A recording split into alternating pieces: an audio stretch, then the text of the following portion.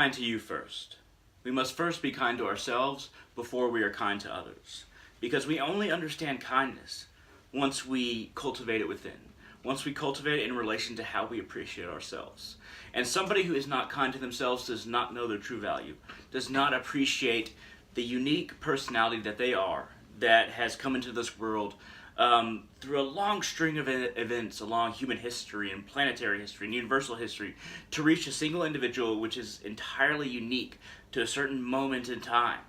And there's never going to be anybody like you. Now, this is a cliche, but it is in relation to ourselves that we can make this cliche become manifest as we try and understand and appreciate ourselves. And appreciating oneself isn't easy because being in our own heads, we see the faults of ourselves before anybody else. We examine ourselves and we see what we're afraid of, we see what we desire, we see what we're trying to do but seemingly can't. We see how we can't relate to other people in certain ways and we feel defeated, like we're just not good enough. There are a number of ways in which we judge ourselves, and a lot of the time people will just completely run away from the judgment and just try and say, okay, everybody else is more incorrect than me, or all the people I'm trying to connect with are more incorrect than me, or the way society judges success, or the way in which my peers, my friends, or family judge success is not real success. I know real success, and they just don't understand. And every now and then this is true, but for the vast majority of cases, we're just running away from our own self-judgment that is happening always within our subconscious. And the more we're aware that we're always judging ourselves, and the more we realize how we see ourselves, the more we can shift it towards really appreciating ourselves, even if we haven't achieved the things that we want to achieve. We haven't connected with people in the way we want to connect with people, or we haven't become the person that we want to become, even if we haven't done these things. If we can see that there's an ability within ourselves and form a plan to capitalize on that ability, that internal treasure house of potential that is in all of us, to capitalize on that, if we have a plan, and if we see that everyone is at this point in one time or another, and to judge ourselves or to compare ourselves to other people is to entirely miss the point of existence.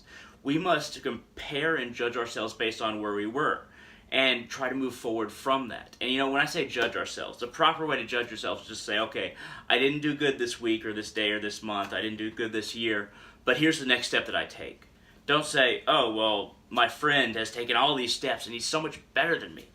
That will set you up for failure. You must basically have a plan or develop a plan from which you can increase your own personal success based on your own personal idea of success in your own life. Don't worry about what other people are doing. Worry about your own understanding of success and how you're going to get there. And progressing. Only progress in relation to what you were not too long ago. And always examine your life, not in comparison to others, not out of envy, not out of jealousy, not out of just beating yourself up because you haven't achieved what somebody else has. Look at your life in relation to yourself, and to truly look at your life in relation to yourself, you must understand yourself. And most people don't understand themselves. Most people spend their entire lives not understanding themselves. But to truly understand oneself, you have to sit down, you have to meditate, you have to evaluate, why do I believe what I believe? Why do I do what I do? And is it right? What is right? How do I judge good and evil? How do I judge order and chaos? And is the path that I'm walking one that I've chosen completely by myself, or something that has been entirely influenced by other people?